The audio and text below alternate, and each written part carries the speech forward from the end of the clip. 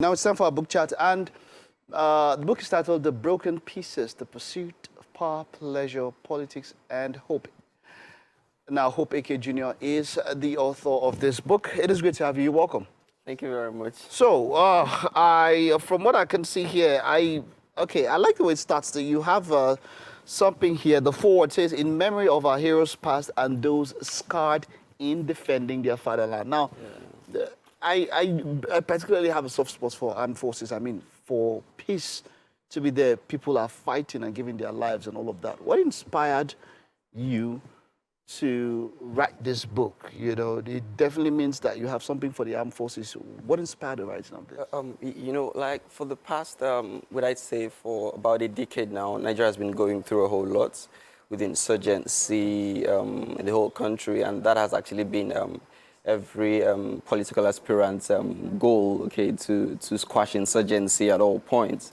So for me, and then there's so many people who have actually given their lives for this. So it's good that actually we have a memory of them, okay, that we keep something for them. Probably their kids could remember them by. So that's actually part of what inspired this book. Is this based on a true story, or it's purely imagination or fiction? So many of these stories, I would say some part of it is true, Okay. and then the other parts are fiction. Okay. So there's just this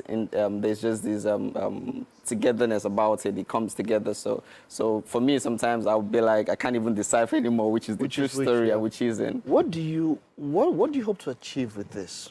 I definitely believe that. I definitely believe that in Africa, we have to tell our own stories.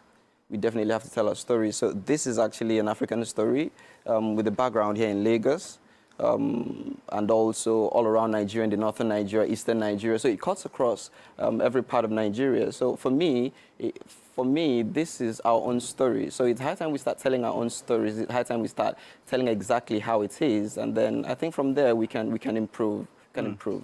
Okay, so now this is a story of a young soldier who, of course, there's love inside, insurgency, politics, and corruption. So just tell us the story in a nutshell of Dozie. Dozie, that's okay, the soldier, right? Dozie grew up in a broken home. Okay. Before he was even grown, his father left the home.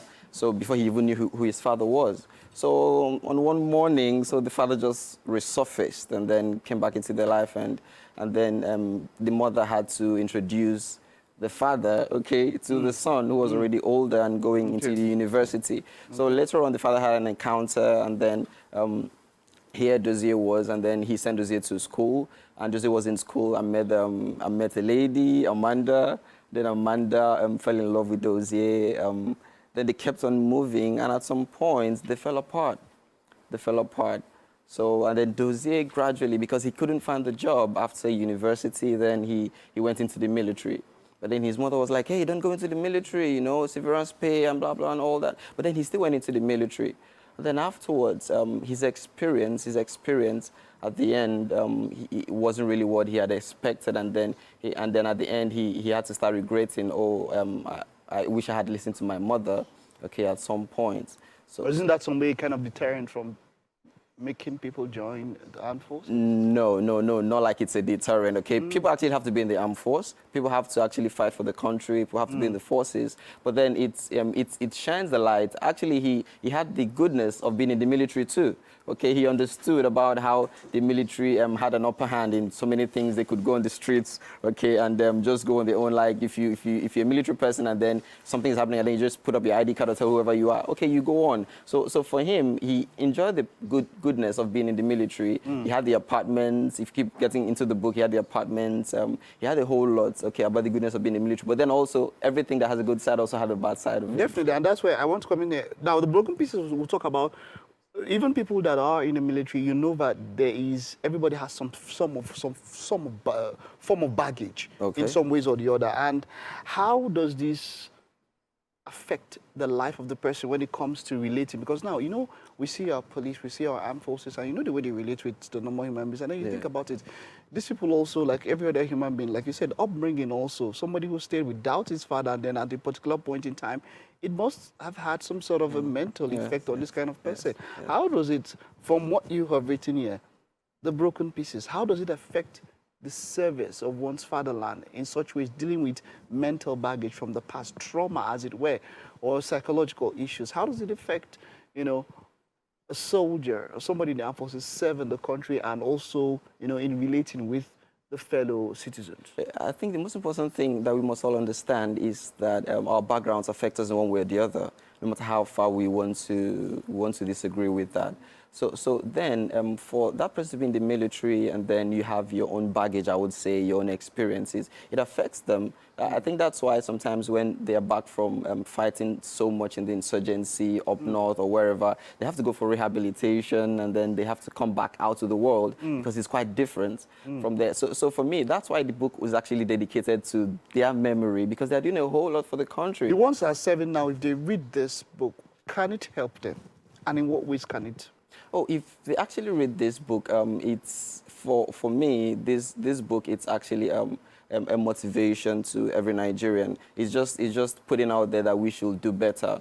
Okay, it's more like pointing out where we're going wrong, and then I think definitely we can do better. We can do better. In what ways exactly? Did you point it out, and in what ways can we? Okay. Like in the country, if we keep on moving, honestly, we would realize that sometimes we have political unrest. We have this, we have this, we have that. But then all at once, it's all about us having a good mindset toward the greater populace. Okay, because here also we talked about politics. How people play politics and how it's not actually helping the country at some point. But then at this point, I think it's important that we understand that if we're doing things for the greater good, that's why I said this is Africa. So if we also look and then we do things for the greater good, then we'd understand that we can be as the Western world, but then it's not that we're competing with the Western world, no. But then we can be a developed country, not always being in the rank of a developing country. So that's the most important thing. So the force would have that, businesses would have that, organizations, individuals would be proud to be from Africa, to be from Nigeria, honestly. So that's why this story is actually on Africa, on Nigeria. So we must be able to tell our own stories. All right, well done. The Broken Pieces, The Pursuit of Power, Pleasure, Politics and Hope. Yeah, that's it. That's a story. And like you said, well done, and best wishes in your efforts. Thank you very much. With what you're trying to do with this. Thank you very much. Right, that's it. That's what we have on our book chat for now. We'll take a time out now. Stay with us. There's quite more to come on the show.